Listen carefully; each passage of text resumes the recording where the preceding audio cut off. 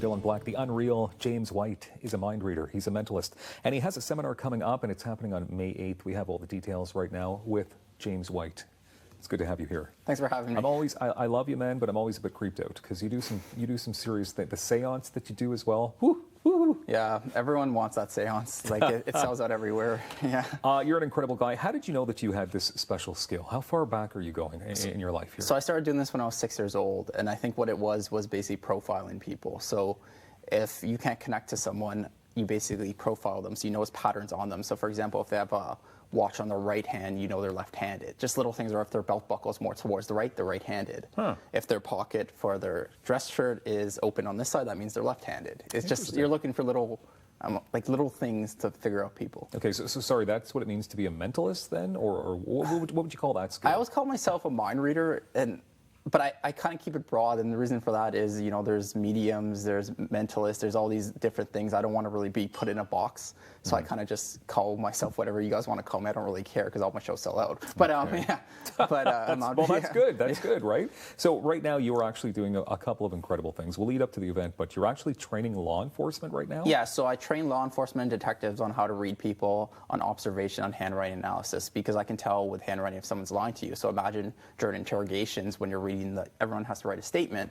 Imagine reading the statement and going, oh, that doesn't make sense, so let's push them on that. Okay, can I ask you quickly, how do you know? How do you know that someone's lying just through their handwriting? Basically, you're looking for what stands out. So I always thought it was handwriting. You got to remember, handwriting is almost like body language on paper. So I can tell if someone's lying to me easier through writing than if someone's actually lying to me, though I can tell if someone's lying to me as well, as you know. That's a special skill. Yeah. I've seen you in action, and it blows my mind every time. So you're teaching at university these skills as well. They've brought you in to help the kids, the students. So I take the PhD students mostly, and I train them on their memory. I do a 2-hour seminar, and basically in that 2 hours they have a better memory because they're applying the principle. A lot of people believe memory, you're just born with it, and that's not true at all. All right, we could be here all day talking about how you do that. A few tips coming up, but you have a memory seminar that's taking place on May 8th. So what will be happening at the seminar? So it's going to be a 2-hour seminar, and basically my job, my only goal is to enhance your memory. So within 2 hours, I'm expecting your memory to be at least 40 to 50% better than what it was when it started. Okay, so how does human memory work? Okay, so I'll give you a really quick example just so people understand, is if you're walking down the street and someone walked down the street, would you actually remember them? No, because it's not important, it's not memorable. If they're walking down the street and they're dragging an octopus with them or they have a wolf with them, you always remember it, it's stuck in your head. So the principle is basically you got to think over the top ridiculous. So like Aristotle came up with a concept, and he basically said when he was teaching that if anyone said anything smart in his class, what he would do is he would slap them in the face. The reason you would slap them in the face is because you would remember what you said when you got slapped in the head. Okay. Are you going to be slapping people in the head? I'll slap you, but maybe... No, don't be doing that. Okay, fine. Okay. So can you give me some other tips? Like, what are some simple tips? You just mentioned a couple, obviously. But if I wanted just to remember, like, what I ate today, where I parked. Okay, so, like, a lot of people lose their keys and wallets, right? So what you need to do is you need to imagine your key or wallet is fire or grenade. Wherever you put it down, you got to imagine it blowing up. You got to see it in your head. If you see that in your head, you're not going to forget it. Same thing for names. If you have trouble remembering names of people, you got to associate their face with the object of their name. So if for you, your name's Dylan, so I always think of an armadillo because it's similar. So I imagine you as an armadillo crawling through the ground. You're never going to forget your name. If the person's name is John, imagine a toilet around their head because you're never going to forget it. No, I'm glad my name's not John now, too. Yeah. Okay, so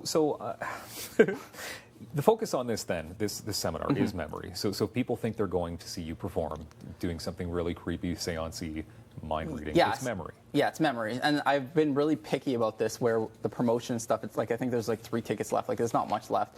But the promotion for this has been like I haven't been promoting my actual main work or anything. If you've noticed, it's been kind of low-key, like enhance your memory with James. It's not really like the shows because everyone comes to see my shows all the time, but it's not that. That's why I'm not even dressed up how I perform because it's literally like a seminar, like a lecture where my job is to take the small group and make sure their memories are better by the end of it. Okay, is it hard to teach? I mean, what ages is this easier to teach? I would say, honestly, memory, if you started younger, it's easier because you would start thinking that way because it's a way of thinking. So every time you think, I just naturally think of it. Like, I don't even think now when I do it, I just do it. But so it's the hard part's getting it started. But I can give someone a better than photographic memory in 4 months with 10 minutes a day just by thinking these concepts. Okay, so this is happening at the Glebe Community Center. Yeah. And you say there's not many tickets available. Probably 3 or 4. Like, there's not much. With just under a minute left, what does the year 2019 look for you? I mean, are you planning another seance? So everyone's been asking me. Ottawa is was mad at me because I didn't do the seance last year. I did it in Toronto. Yeah. So we're hitting the fall in Toronto again, and then we're hitting Ottawa in January. We for sure will be doing a seance, so everyone stop getting mad at me. Okay, so there will be a seance. There will be a seance. What exactly happens at the seance? Seance is kind of a psychological horror show. So think of being in a real life horror movie, but it's in your head. Like you experienced it once, did. and did you sleep after that? I don't recall what happened that night, but I did want to leave. Yeah. I remember that, and as a grown man, it freaked me out, and it was extremely well done. Yeah, I You've been appreciate called that. a witch before. Does that bother you? No, I like it. Everyone thinks I'm a witch. I'm fighting gender rights as well. Totally a witch. Okay, Yeah. fair enough. James White, thank you very much for being here. The Art of Memory, May 8th, Glebe Community Centre. We appreciate your time. Thanks for having me. Super fun. Author Jamison Wolfe is going to be joining us in moments. He has a great story to share, and he'll do it next.